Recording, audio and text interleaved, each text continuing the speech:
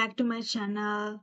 I hope you enjoyed last week's video on K-dramas. If you haven't watched that already, check it out on my YouTube channel. Thank you so much. If you watched it already, I really appreciate your views, likes, and comments. Um, and today I'm back with another tier ranking of Pakistani dramas. So I have been watching Pakistani dramas since COVID, since 2020. And in the last 6 years, I have finished um, I have watched around 100 dramas. Some of them I did not finish, but most of them I did. And I just wanted to share my tier list with all of you about the ones I enjoyed or did not enjoy. Um, and a little bit about how this is going to go because I have watched so many. I think for this video, I cannot do as much. I will try to finish 25 today, and I think I'm going to split up the next 75 in three more videos. So, one video this week, another video next week, then part three the week after, and the fourth video in the fourth week. Um, so, yeah, a little bit about how the tier rank system is going to go. It's a little different than the one I used for K dramas. So, first off, we have did not finish, it's the same. So, uh, it's basically I didn't dramas that I watched, but I did not finish. I left after 4 or 5 episodes. Next, we have torture porn, which basically means the dramas like to torture the viewers by torturing the characters. Yeah, some dramas they love torturing the characters, sometimes mostly females, sometimes males as well, and I get tortured by viewing them. So yeah. And then I have guilty pleasure. These are dramas that I think are objectively badly written or badly directed, but I enjoy it. I think they are a good pastime, and yeah, that's pretty much it. So okay dramas, I think they are not objectively trash, but they are not objectively a masterpiece either. So they are like, if you are grading it, I would say they would fall in B's, and or B minuses.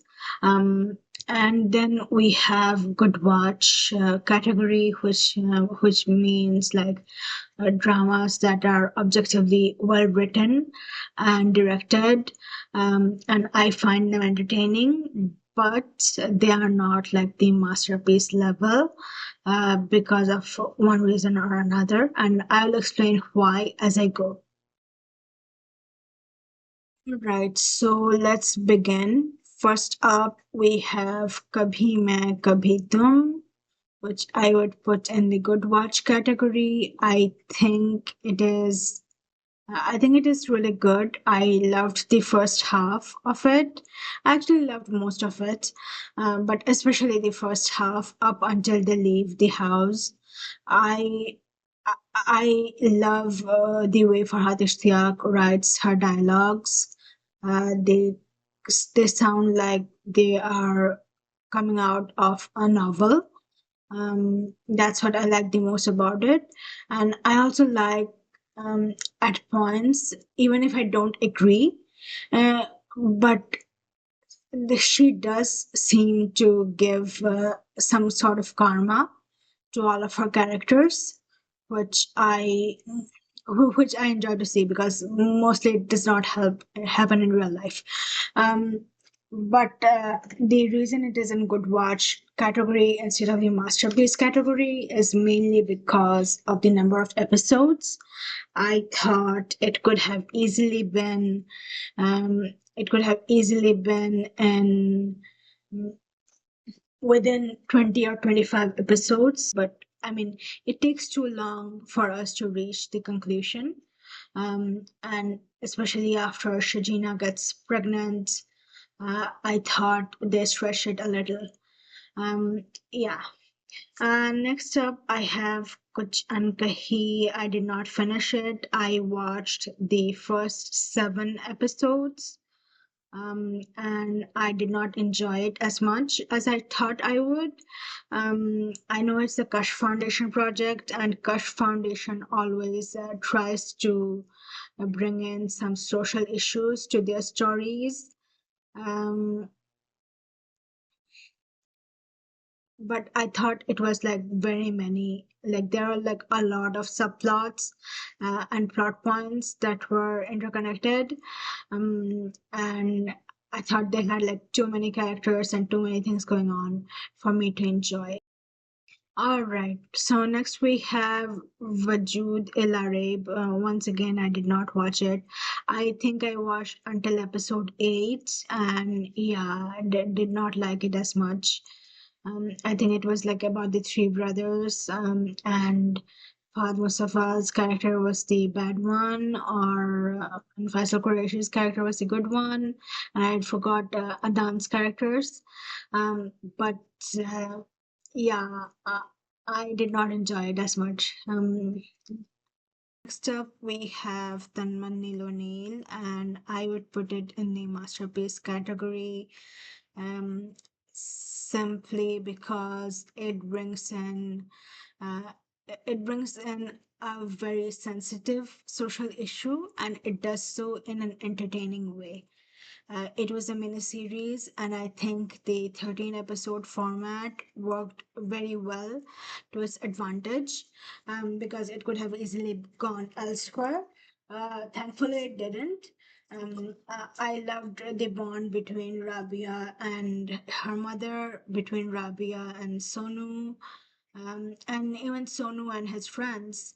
And once again, it does it does talk a lot about sexual harassment, um, like oppression on males that we don't even see in our dramas, and it does so in a tasteful and sensitive way without putting the blame on the opposite gender, which I see a lot of. But no, uh, it talks about a male victim, but the oppressor is also a male. So it's not like it's neither glorifying male oppression or yeah, I think I mean to say that sometimes dramas glorify male oppression, which this doesn't, or like victimizes males. It obviously doesn't do that, and sometimes they do it in the cost of portraying the female in a bad way. So the drama does not do that either, which I really like.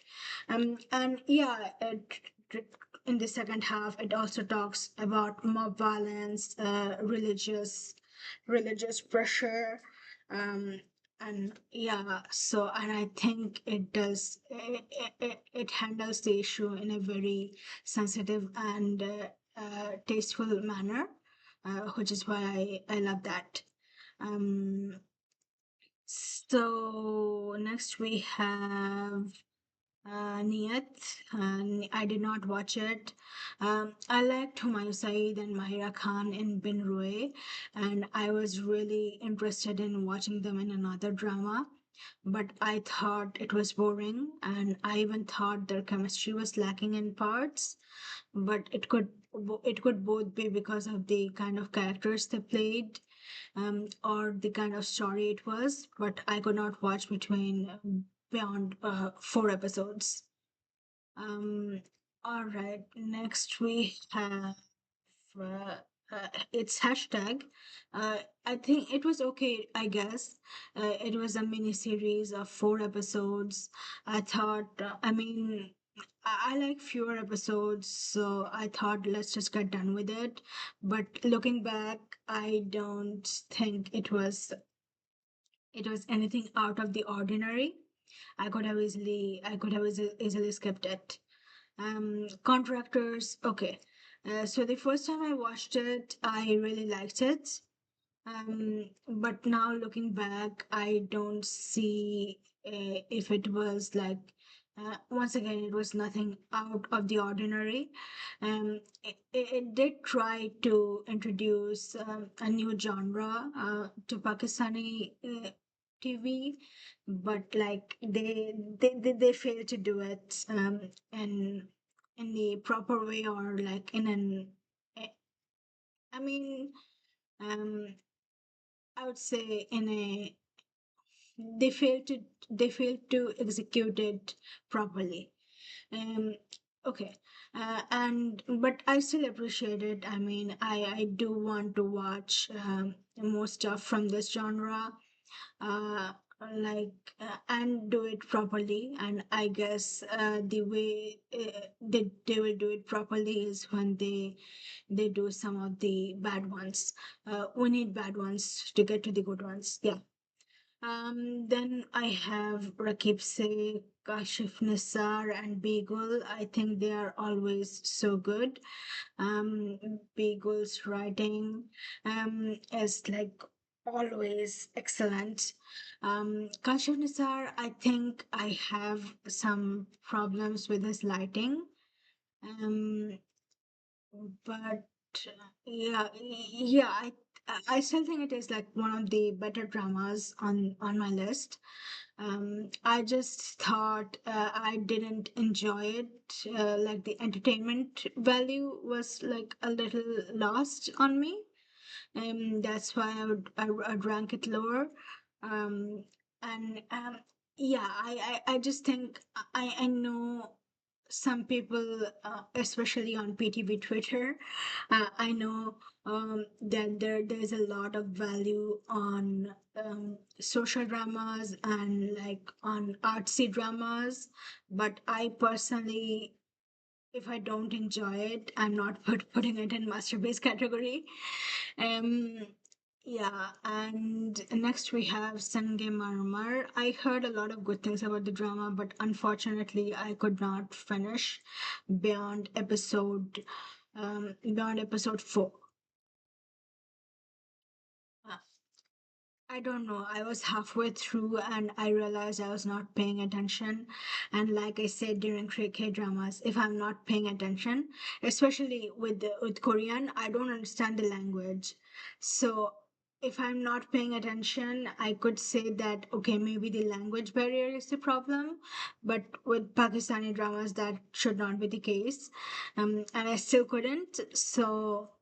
Uh, yeah, I will try to rewatch it again sometime, but today is not the day. Um, okay, so next we have Heaven. Once again, I thought it was okay. Should have been fewer episodes, and like once again, so if you are creating a social issues drama, I think it's better to do it within 10-15 episodes or even less.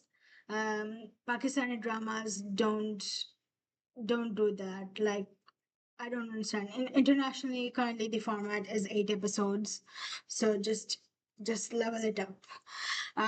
Yeah, this could have easily been one of the better dramas, because and it also talks about child rape, which is a very sensitive issue. And I really appreciate that. However, like it just gets dragged, and when you drag a drama like this, I think you are also kind of disrespecting the issue at hand and also the victims, because simply because you want to make more money out of more episodes. um, okay. Next, I have Pyar Ka Sadke, which I also think it was okay. I really enjoyed the first half. I thought it was funny. And I also think Mahjabeen is Yumna Zaidi's best performance till date. Yeah, but like, the second half is lost on me, um, simply because I once again they dragged it too much. It should have been over within 20-ish episodes. or 25 at most. But no. And I kind of hated Abdullah.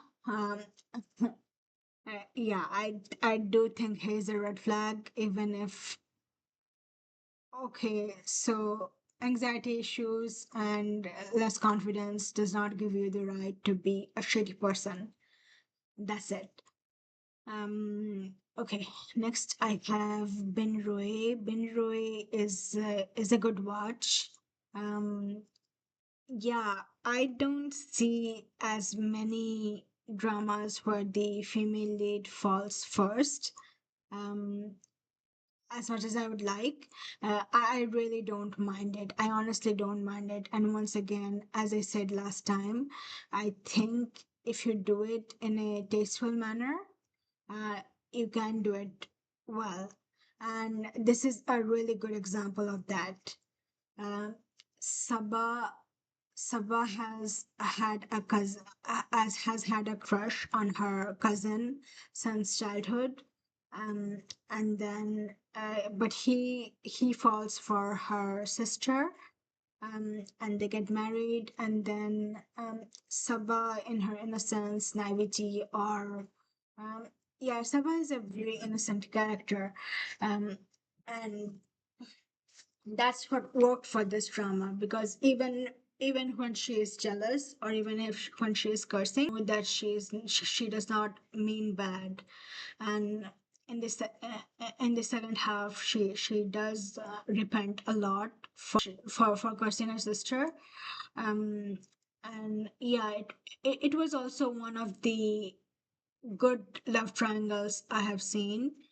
um because I mean I grew up watching ITV, so two sisters one man is never a good view, and same goes for two brothers and one girl. But and this one was the exception. I really enjoyed it, especially the confession scene when Itiza confesses his feelings for Sasaba. That was like so good. I loved it both in the novel and both in the show. Both in the novel and the show. Uh, okay. And now we have Ye Raha Dil. Ye Raha Dil, I would say it was okay. I really enjoyed the main couple in the first 5 or 6 episodes, up until I think when they return to Pakistan, and the house gets taken by her father and stepmother. Um, yeah, I mean, I heard a lot of good things about the couple, but they did not work as well for me. Like, I'm sorry, I did not think they had the kind of chemistry I would prefer for, I mean, I would expect. Um, from a romantic pairing. But they had their fun moments. They had very cute moments. But the reason I would still recommend this drama is for the family. I thought the way Hayat reconnects with her father, and the way she connects with her stepmother and stepsister was extremely well done. So if you want to watch some good family scenes, especially mixed family scenes from Pakistani drama, this is a good watch. Um, then I have Ishq Jalebi. Um, Ishq Jalebi, I thought it was funny in parts, heartwarming in parts, but overall did not work for me. It is a Ramzan drama, so I understand why they have had to have 30-ish episodes, but like could have been fewer. It was a good background watch. I did not pay proper attention after 10 or 13 episodes, but like it was a fun background watch. Shikar I would put in torture porn, and I don't even know why I watched it. I think I had a moment where I liked Faisal Qureshi, Faisal Qureshi's acting, and I still like his acting. He's not a bad actor, but like his drama choices are shitty, for the lack of a better word. And that's why um,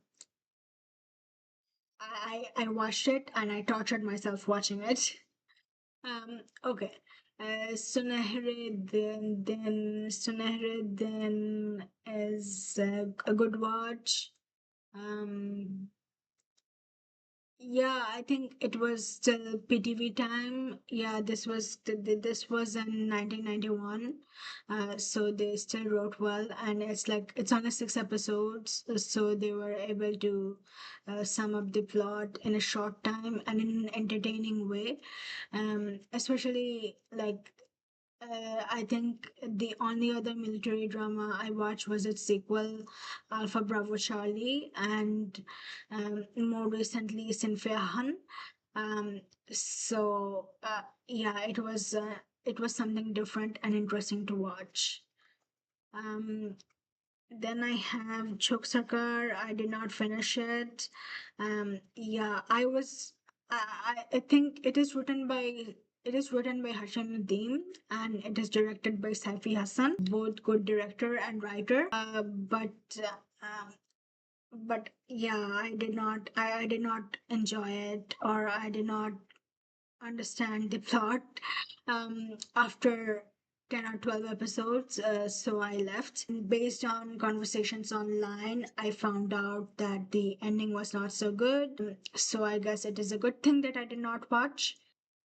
So next we have Alpha Bravo Charlie. Alpha Bravo Charlie was also a good watch. I thought it was funny. I thought it was better than Sonara Din. Um, it was funny, it was entertaining. I liked the characters, and the female character was extremely progressive compared to the others. But like compared to the other female leads I see in pug dramas these days, she was extremely progressive. Like I did not.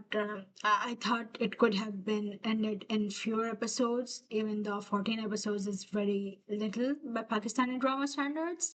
But yeah, um, especially after like her husband goes to Uganda and then they find out he died, and then eventually they also find out that he didn't die.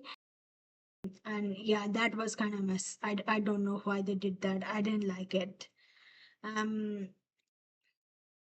okay, so now we have Zindagi Gulzar Hai. Zindagi Gulzar Hai is a good watch, and it is one of the best examples I can give of a Pakistani drama showing conservative values without glamorizing it. Um, yeah, so the main lead Zaroon is misogynist. He is an MCP, but I think the writing and the direction itself, they don't glorify any of his behavior, and which is a good thing. Like the viewers are presented to him exactly as he is. Um, like we see how he behaves with his own mother, with his sister, with his fiance Asmara, and even with Kashaf. Like the only reason he chooses to marry Kashaf is because she hasn't had interactions with boys when they were both in college, and she has a scarf on her head. She is quote unquote pure. Um, yeah, and all of these are shown in a very realistic way. Uh, I mean, it's clearly not presented to you as a good thing. He's not whitewashed. Kashaf knows who he is and still chooses him. Because Pakistani women have to compromise like that all the time. His sister and mother always calls him out, so there is no way I think the drama is glorifying Zaron. And Yeah, if you want to show toxic male leads or conservative male leads, I think he is a very good example of that. And also Kashaf is very relate. Okay. All right. Um, Next we have Jugnu. Jugnu, I did not finish. I thought the first few episodes were funny, but like I even uploaded a scene on Twitter a few years back. I thought that was like so funny about her complaining it to her husband, her first husband. But like I lost interest soon after that. Yeah. Dil Lagi, I heard it was a very popular drama when it first aired, and it even has a popular pairing, Humayun Saeed and Mehwish Hayat, but unfortunately I did not enjoy it. Um, and I don't even understand why I did not enjoy it because as a teen I used to like books like this one. But yeah, overall it didn't work for me. Um, Memes and Mohabbat, I would put okay. It was a nice background watch. Like it's not like it's not extremely good, but it's not very bad either. And yeah, I do think the optics of a 19-year-old falling for a 29-year-old man with a nephew, with a 5-year-old nephew, um, is kind of wonky, but yeah, like if she had she been because I also watched the Chinese version of this. I also watched the Chinese version of this one. It was called Unforgettable Love. And while I have had my own complaints with Unforgettable Love, I thought, I mean, the female lead was at least uh, a doctor, and she was educated, she was mature enough to be in the relationship, and also be a mother figure to to the young boy. Um, Unfortunately, Roshi was not. Um, I thought it was still a nice background watch. I even would have put it in guilty pleasure, but for now I would put it in okay, because I thought, yeah, it was not so bad, but it was not so good either. Okay, Humsafar. I think Humsafar is the face of Pakistani dramas, and that's not the only reason I put it in masterpiece. But I genuinely think it is one of the uh, best written dramas I have watched. Um, and once again, like Zindagi Gulzar Hai, this is not. Um, this is one of the good example of showing you conservative culture without without glamorizing them. Uh, so the first half is basically uh, them meeting each other for the first time, getting married because of their parents. And falling for each other, and the first half really does uh, okay, Usher does fetishize Kirill's innocence in the first half, um, but it's not bad because the drama, the writing, and the direction does not glamorize the fetishization. Um, it instead shows you how Kira's naivety and Kira's and Usher's like Usher's confidence on Kirill's innocence and quote unquote purity brought them into a grave a grave situation, and eventually he did love her, but he did not trust her. So like love without trust has no meaning.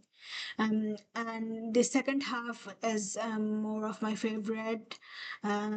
Like I always think of the first scene of episode 15, which is actually the first scene of the novel. um, like ये मेरी बेटी हलीम है और बदकिस्मती से इसके biological बाप आप है. That was like, that was clapworthy. That was so well done. If I was in a theater, this would get a standing ovation from me. Uh, yeah, and I literally whistle. I was, uh, I jumped up and down when I read this. So when I read this first in the novel.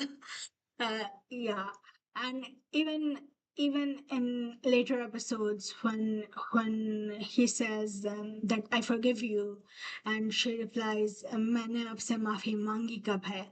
That was so good. Um, and yeah, also like even towards the end, we see they do stay together, but it is clear that Hira does not actually forgive him, and they are together because of Halim and not because of each other. And I'm glad this story makes sure to emphasize that. Um, and yeah, a little bit about so once again, I like the way uh, they do karma. Father Ishtiaq does karma. uh, but I think okay, Sarah's mother could have gotten her karma without Sarah dying, because I don't think whatever Sarah did was that grave for her to die of depression. um, uh, or or Usher's mother got cuckoo at the end. But I thought her being separated from Usher and Halim would have been enough, because even at the end you do see Usher and Halim taking care of the mother, which is okay. Why are they there? Uh, like she's still living with Kirad, who was the reason of all her sorrows. So I did not like it as much. Um, then next we have Ikhtilela. Ikhtilela was okay, I guess.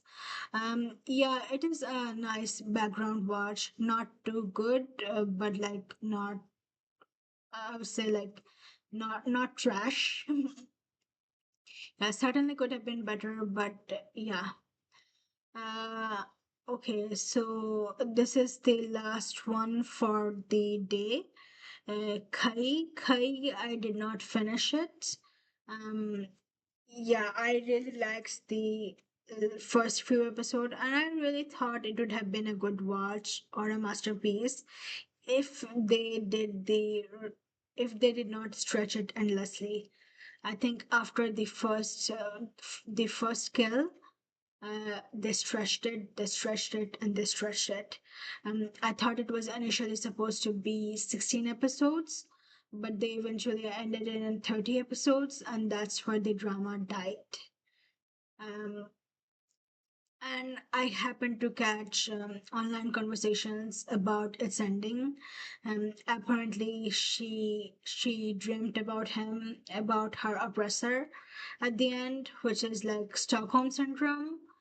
Um, and like glorifying Stockholm syndrome, which is like a total no-no. So I'm kind of glad I did not continue watching it and wasting my time. Um, all right, so that is the first 25 dramas I watched. Um, or this is the first set of dramas like that I watched. Mm.